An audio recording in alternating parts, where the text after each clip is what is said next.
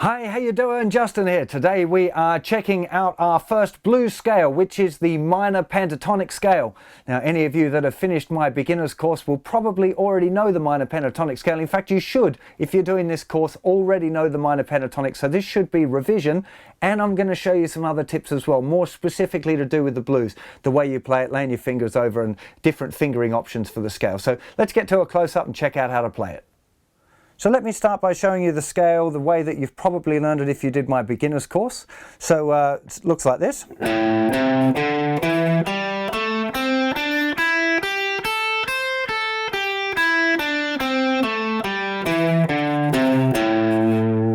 Okay, so we're starting on the 5th fret, which is the root note A. Okay, so all of this course we're going to be using the key of A. Okay, so A minor pentatonic is this scale. So we play the 5th fret with the first finger, then the 8th fret with the little finger on the thicker string. Then we move over to the 5th string and we play the 5th fret with the first finger, then 7th fret with the 3rd finger. Same thing on the 4th string, so 5th fret, 7th fret. Same thing again on the 3rd string, 5th fret, 7th fret. Now onto the 2nd string we play the 5th fret with the first finger, and little finger's going to play the 8th fret. And onto the thinner string, 5th fret and 8th fret. And we do exactly the same shape going down.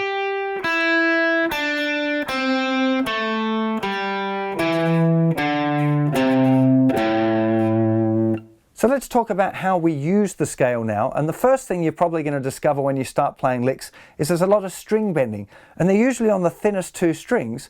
But the little finger is the weakest finger and not very good for string bending. So generally when we're playing blues, we use the 3rd finger on the thinnest 2 strings as well. So that would make the scale this.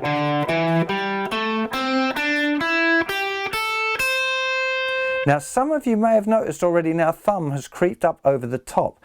Now this is also important because when we're doing string bending, we need the thumb actually over the top of the neck, because that's how we get our little pivot movement, which we're going to talk about when we look more at string bending. Also, thumb gets involved a little bit with muting of strings, muting the thicker strings. So one of the big differences that you're going to find between kind of a beginner way of playing the minor pentatonic and a blues way of playing the minor pentatonic is that the thumb sneaks over the top as soon as we get onto the thin strings. So very commonly you're going to find this kind of thing. Now here, to reach onto that thickest string, I have to get the thumb behind, right? So I've moved from here, and as soon as it's comfortable, thumb's going to sneak back over the top. Okay, if I go down onto the thicker string, thumb's disappeared around the back of the neck where it would normally have lived. It's just behind, it's just sneaking behind there. It's not like right down the bottom or anything, it's just over the other side of the rainbow.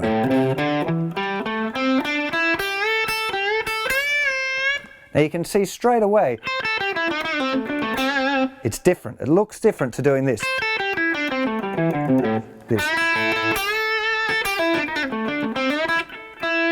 Now what's really important to realize is that sometimes we will use little finger there. So it's not like we have to do, because there's lots of blues licks like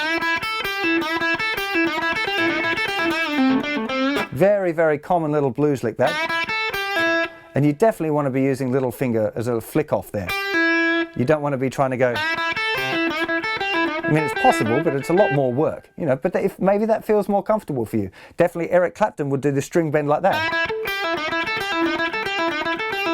So there's less rules in the blues than you'll find in other kind of more technical things. But it's really important that you realize that most string bending for most people will be done with the 3rd finger. Okay, like I just said, Eric Clapton sometimes bends with the 2nd finger, but it's quite unconventional and a lot more difficult. So I definitely recommend for now learning to always do your string bending with the 3rd finger, and remember that that will change how you practice the minor pentatonic scale. Okay, so let me give you some practice tips now, and the first thing that you want to make sure that you're doing is starting and ending on the lowest root note. It's a really big deal. Okay, we want to hear the sound of the A minor tonality while we're practicing the scale.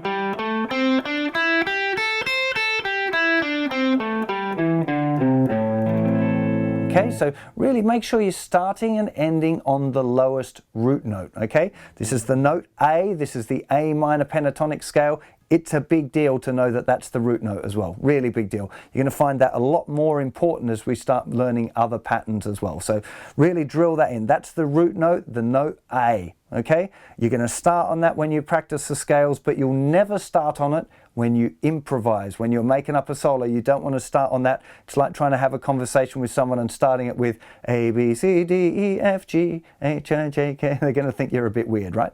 So always great for practicing, never good for actually playing and making a solo up, okay? Now, if you're learning this scale for the first time, which I'm kind of hoping you're not, but if you are, make sure you do it very, very slowly and very accurately, because if you make a mistake, it's like you're writing the wrong code. Okay, so play it as slowly as you can. Look at the neck diagram on the website. Just play it through, check and go, okay, the next one's a fifth, same fret, first finger, fifth fret, okay. Next one, that's 2 frets up, okay, that's the, you know, for example, if you got the neck the wrong way around and you started putting your little finger there when you were practicing it, okay, it's going to lead you all sorts of problems. You're going to have to do it 100 times the right way to overwrite the wrong way. Okay, so really make sure that you're learning it for the first time. You really, really concentrate on getting that scale exactly right.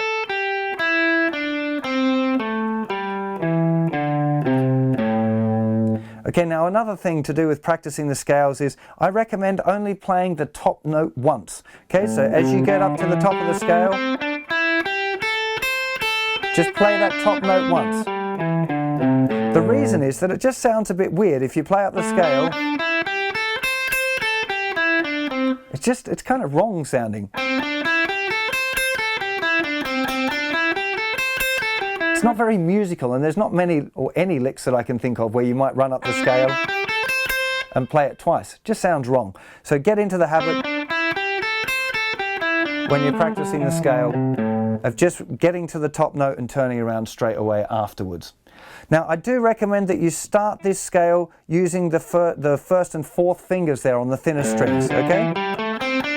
Start like that. Practice the scale like that. Get used to it. Make sure that it's comfortable for you. And when you feel really hip with that, then start changing for the third finger here. See if your thumb starts to sneak over. See, thumb round the back, thumb sneaks over. You're gonna find that pretty tricky when you start, okay? But it's an important thing to learn how to transition that thumb from the back of the neck, particularly for the thinnest 2 or 3 strings. You don't have to do it this fast. Probably when you start, you'll be doing it more like this, especially because you'll be finding it a little bit difficult to get the thumb to sneak over. There he comes. Try not to think about it too much, because you'll probably find that your hand, especially if you're using your third finger here, your thumb wants to come over. So let it come over. You're definitely going to find that you're not going to be able to leave it there. Like here now, unless you've got really super long fingers, like I can't, look, I can just about reach it, but it definitely feels a little bit weird. So let your thumb come over the top and sneak back behind and try and get used to what that feels like. Now, I do recommend that you start off with a metronome as well. As soon as you can play the scale at a consistent speed, pop the metronome on at 60 beats a minute and just play one note with each click. Gradually speed that metronome up. Usually I use the rule that I need to be able to play it 4 times perfectly, consecutively, so 4 times in a row perfectly, and then I'll put the metronome speed up. If I found it really easy, maybe I'll put the metronome speed up by 10. If I found it a bit more difficult, maybe 5. If I was really struggling a bit, maybe I'll put the metronome up just 1 click. But try and get used to playing it nice and evenly with the metronome. Both fingerings, using the third finger and the fourth finger. You're going to be using both of them, like I said. So keep trying to work on that. So once you feel confident playing the scale up and down and you're getting the right notes all the time, I recommend that you have a go at improvising with it over a backing track. Now, there's a free backing track on my website on the page related to this very video lesson. So go and check that out, hit play and just explore the scale. Play the scale up and down over the backing track. If you've been listening to a lot of blues, you might find that you naturally play some words, that you got the right feeling from the alphabet. You recognize enough of those sounds that you can actually try and say something. But most most importantly, I want you to just muck around, hear what the alphabet sounds like in a real life context, okay? So just play about, don't feel that you've got to be playing an awesome solo yet, because you're right at the beginning of the journey. I just want you to explore the sound, okay? The next lesson we're going to be doing is on string bending, and we really need to get good at string bending to be able to play great blues words, okay? So before we even get there, just have a muck around, explore the scale, have a little bit of fun with it, and hopefully I'll see you for that next lesson where we really learn how to do string bending properly in a blues context. So I'll see you for that very soon. You take care of yourselves. Bye-bye.